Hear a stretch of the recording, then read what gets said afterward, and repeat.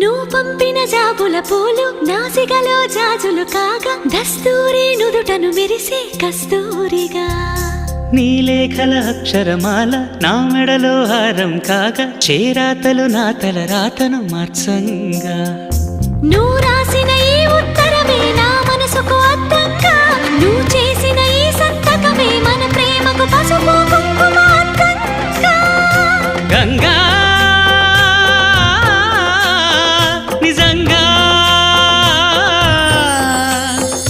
నువ్వే నాలో సగభాగంగా